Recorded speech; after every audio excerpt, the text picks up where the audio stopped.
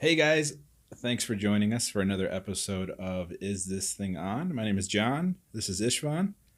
Hi, Istvan. Hi, everyone. So, Istvan, do me a solid, man.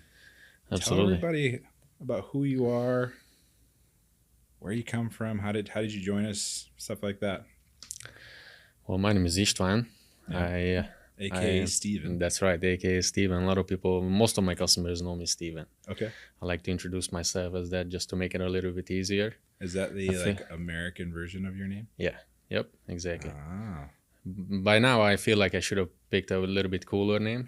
Nobody really knows that actually translates to Steven, but I went with that just to make it easier as a first, interaction, introducing myself. Sure. But yeah, I moved here from Hungary. I moved here when I was 22. Yeah. I lived in Arizona first for about 6 years, Mhm. and that's where I met Megan. Megan is from here originally, and when we got pregnant with our first daughter, that's when we decided to move here. Yeah. And Tim, father-in-law, he works at Honda, or he was at Honda by then, and he got me a job into detail. That's cool. Yep. Yeah. And So then- you came over here from Hungary. Yep. Tell me a little bit more about that, man. You grew up. Is it like near? I mean, the only place I know is Budapest, Yep. right? Mm-hmm. Were you near that, or were you somewhere Yeah, pretty else? close, about 20 minutes drive Okay. from, yeah. How was that? Living in Hungary or just Yeah. in general? Yeah. It was great. Yeah. I had a pretty good childhood, to be honest. My Good. parents, very close to my parents, my sister. Yeah. It was just an average life, nothing crazy, to be honest. Yeah. What is life there compared to like here in the United States? Is it pretty similar? I don't think it's similar, to be honest. I don't know, a lot more old school, to be honest with you, as far as Okay. like traditions and stuff like that. A Yeah. lot of the things are compared to here a lot different back home. Sure. Everything is a lot smaller.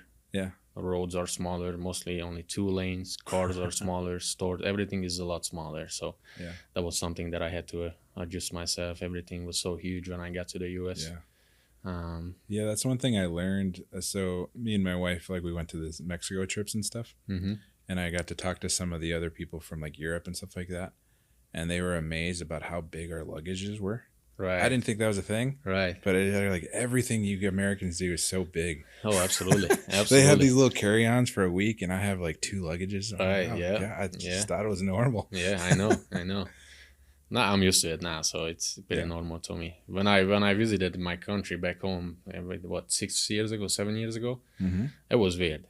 Yeah. How much everything changed within that 6 years living here, going back home.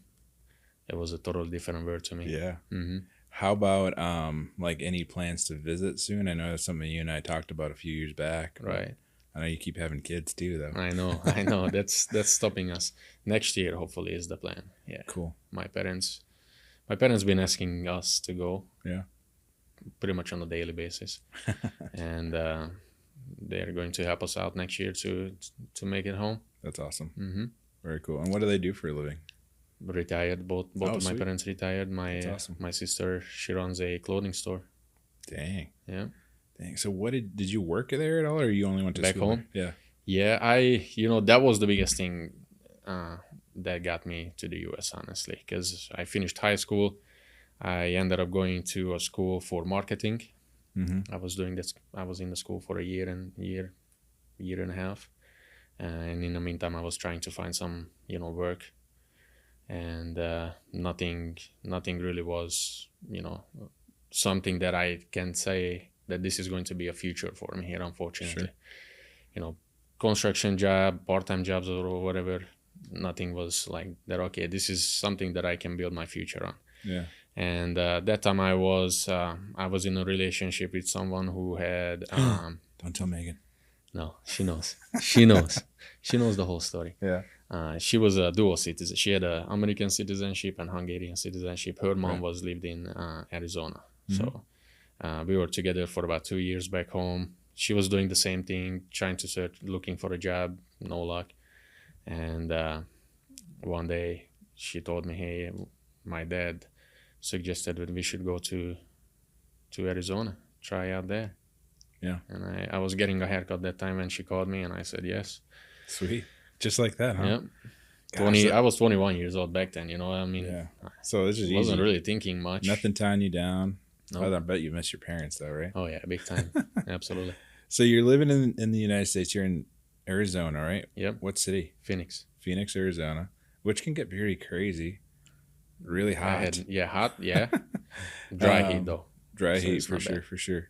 So what was your life like then, in Phoenix? In Phoenix? Because did you have to learn English there, or did you already know English? Nope. When I moved here, I didn't speak any English. Dang. Few words, how not did you enough. learn? Not enough to hold a conversation or anything like that. Just by talking to people and music. Okay. And we were watching movies, and I had the subtitle on, Yeah. just to see the words and hear them saying it. And Interesting. everything that you hear today is that's how I learned it. That's crazy. Mm-hmm. That's awesome. So, how long were you there for? In Arizona, Mhm. 6 years. 6 Right years. about 6 years. What'd yeah. you do there for work? So I had three jobs there, 3 different jobs. I started out working with other Hungarians for about a year. It was an overnight job. It was a big transport company with like these Lincoln SUVs and minivans, basically getting people from the airport and taking them to hotels and stuff like that. It was just a big transportation company. And then our job was to 9 p.m. till 5 a.m. in the morning, just to clean those cars on the outside, just to make them shiny Mm-hmm. for the clients to, Right. be presentable. Everything was just all black on black cars. Mm-hmm. I did that for a year, and then things went sideways with management and things like that. And I ended up applying for a job at a Chevy dealership in Arizona. I was doing detail there for about a year. Mm-hmm. And then after that, I started working for Penske in Scottsdale at the collision center. Started in detail for about 6 months, and then I started learning new skills. And by the time I was there for about 3 years, I was in a paint department preparing cars, Really? priming cars, cutting cars, and getting them cars ready to paint. And how old were you at this time? 20. Let's see here. With Penske, Yeah. I was 26, 27, somewhere around 28. Did you think at that point, like, hey, this is the direction I want to go with my career, or? Paint department, I did like that job, yes. Yeah. I was about, a couple of months away to get into a paint booth. Really? Okay. I was gonna, because it was a pretty high-end company. We were working on like high-end cars, Lamborghinis and all them cars, you name it. So if you were able to make yourself in a paint booth, you pretty much set. Yeah. That's a great job. But it was only 5 paint booths. All 5 of them was full, and nobody wanted to leave that position. Right. And things that, like I had my divorce going on at that time. I was already, with Megan. So life was a little bit complicated. So we ended up deciding moving here. Yeah. The body shop had no open position here, Vernighty. Yeah. So I ended up going into detail. Sure. And I did not want to do detail. You were done with for that? the rest of my life. No? Yeah. Mm-mm. Yeah, because I remember seeing you. I think you were at the Honda store for. How long did you detail for? At Honda? Yeah. Because I knew you moved back and forth a little bit, right? Mm-hmm. Well, I started out downstairs with Bill. Mm-hmm. First 6 months, 8 months, and then after that, they moved all of us guys from detail to the Mitsubishi store on Minnesota. Mm-hmm. We got new management team, and I was there for another year.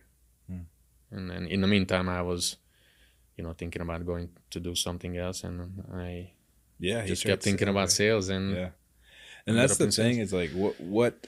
So that's one of the things from my perspective. When you made the move, I was like, man, this is different. Like you got a guy from Hungary. You're still at that time pretty decent at English. I don't know if you felt that way. Yeah, no, I never will. Yeah. But like your transition was just like you had a work ethic and a mindset that was different than most people. You know what I mean? Mm-hmm. Speak a little bit about that. Like what were you trying to achieve? Like you were grinding for years. You know what I mean? Yep. Well, I mean, I don't know. I don't know. It's just inside me. I don't know what that is. Yeah. After a certain time, I just feel like, I cannot just be coasting. I need to do something different. I need to somewhat challenge myself to, move ahead of life. Yeah. And I know that I had my parents back home, my sister, all of my friends. I left everybody, and I am not going to clean cars. Yeah. Because I can do that back home. Right. You know what I mean? Like I got the opportunity to live in the US. I feel like I should at least try something that can create a great life for myself and for my family. Yeah. And it's not easy. No. To like make yourself to do the things that are hard or uncomfortable or unknown for sales and stuff like that. Right. But I kept thinking I put him off for about a whole year because I one time I had an interview with Pete and somebody else, one of the other managers, that I would like to get into sales like part-time potentially if I can just keep detailing cars and try to sell cars on the side. And I put that on a back burner for about 6 months, and after that, I'm tired. I'm just gonna go for it. Yeah. And it's worked out well. Yeah, and then 5 years sales and that's crazy. That's good stuff. So tell me a little bit about your family. How many kids you got? I got 3 and 1 on the way. Dang. 3 girls and another girl on the way. All right, sweet. So that's all you can produce. That's all girls, huh? I'm a girl's dad for life. That's so awesome, man. Yep. When is your next baby due? Next month, July. Oh my gosh. July 15th. So yeah, that's crazy. Yeah. Are you ready? I am ready. Yeah. That's awesome. Was that something you always wanted? Was a big family? No. I honestly thought I'm gonna have 2 kids, a boy and a girl, and that's it. That's crazy. How about Megan? Megan. She's all good with it? Yeah, I mean she's good with it for sure. This pregnancy is taking a toll on her. She's ready to have the baby. But she's ready. Yeah, she's great at what she's doing. Yeah. She's been staying home with the girls, and she's awesome. Great. Yeah, I couldn't do this without her. Yeah, for sure. No, I feel the same way about my wife. Like I just got to have a strong woman at home to take care of the kids and lock down the home while I go to work. I think that's how you guys operate as well, right? Absolutely, I try. One of the things that I always think is really cool, based on some conversations you and I had, is just leaving a legacy, right? Because you're doing all this, of course, for yourself, for your family, for your girls, for your wife, maybe even taking care of your family back home. If you can go back, let's just go back to, how old were you when you left Hungary? 22. 22. Okay. So if you go back to that 22-year-old version of yourself, you had a chance to go back in time and tell them something, what advice would you tell them? Kind of heavy, huh? Yeah, that's heavy. Don't be afraid of making moves sooner. Yeah. And plan better financially. All right. Yep. That's good. Yeah, those are the 2 things that I would. And I think a lot of those 2 things that you mentioned really translates to a lot of the things that drive you today. You know what I mean? Yep. Because I use you as an example with our staff over at the Mitsu store often. It's just like someone who started off here and just worked his butt off to get to where you're at now. Because from my understanding, you're still one of the top dogs over at the Honda store. You know what I mean? You're still throwing down. It might not feel like it this month, but but generally, like, I think the management staff has all the confidence in the world when they hand you a worksheet or a customer that you're going to take care of that customer. You know what I mean? You're going to do your job. You're going to treat the customer well. But what are you building, right? Because I know this is more than cleaning cars. I know this is more than selling cars. What are you trying to achieve? What kind of goals you got in life here over the next maybe 5-10 years? Over the next 5-10 years, my ultimate goal is going to be something that I know that I will at some point gonna reach. Eventually, I would like to do my own thing. That's my lifetime. I don't know. Ever since I started working or knowing about jobs, trading time for money. I feel like that's not necessarily life is all about. That's just what I feel. And eventually I would like to start something that I can run on my own. Yeah. whether it's something have to do with cars or something that strictly online, where I could potentially work from whenever I want to, rather than, having to stay in a physical location. Yeah.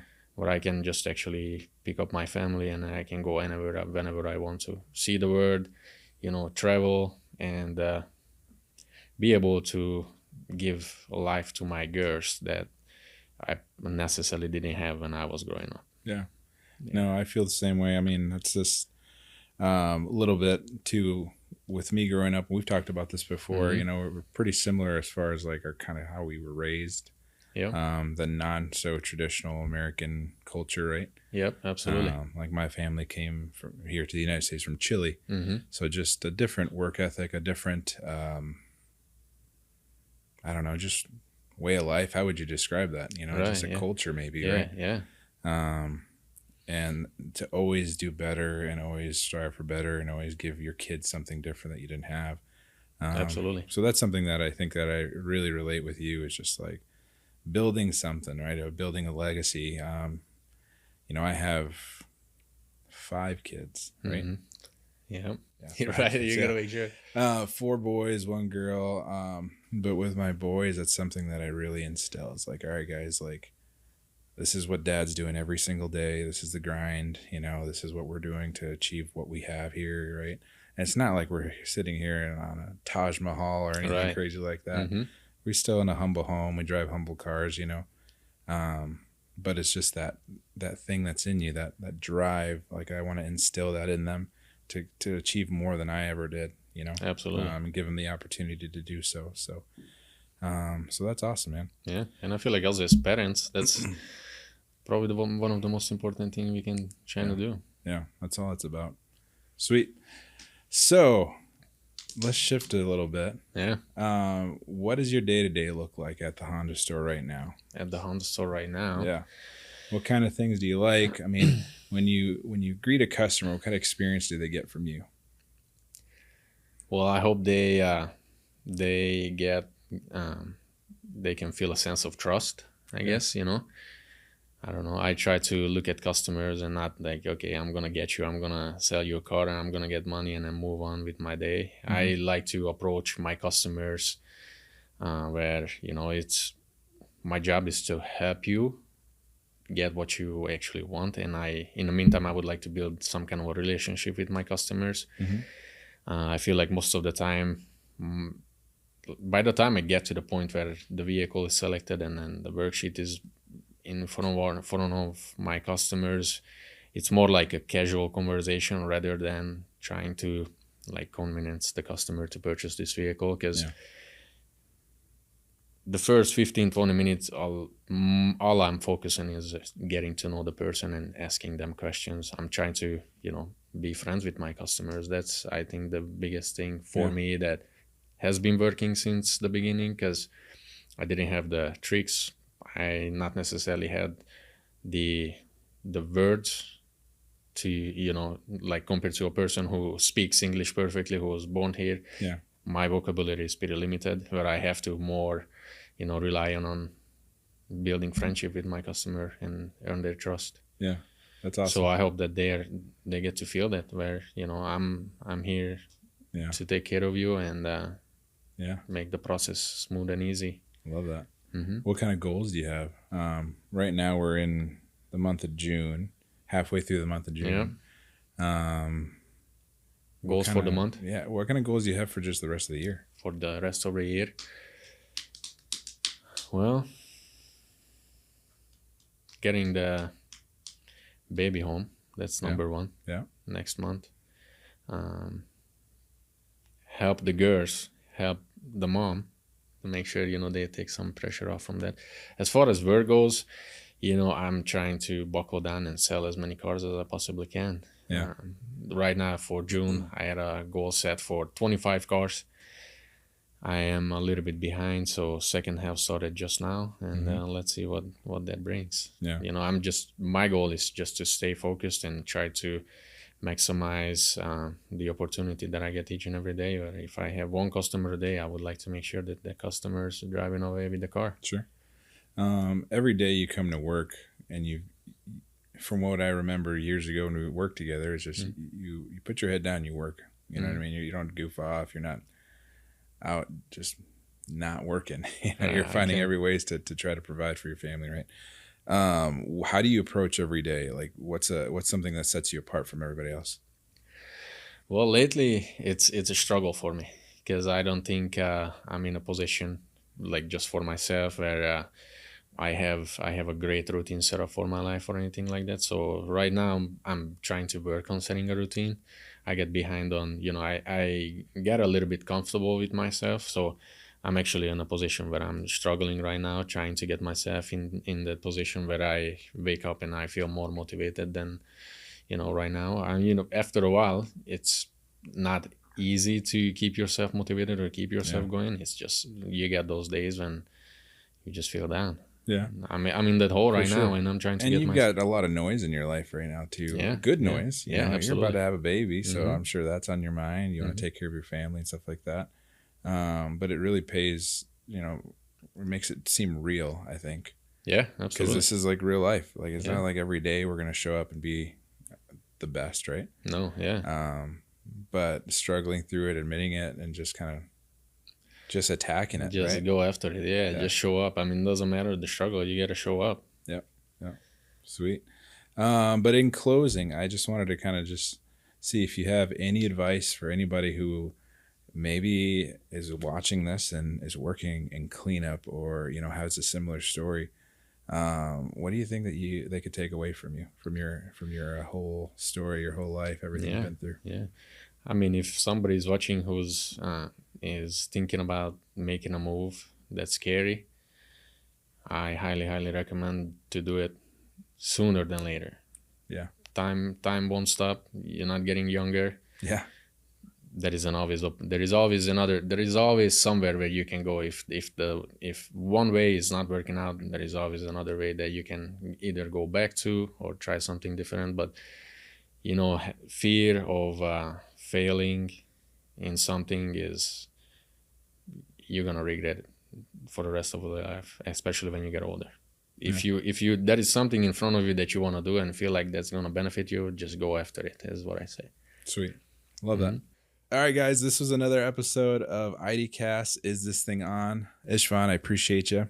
Thank you. You get to selling some cars today, all right? Yes, sir. Awesome. Appreciate you, man. Yep, thank you. Thanks, guys.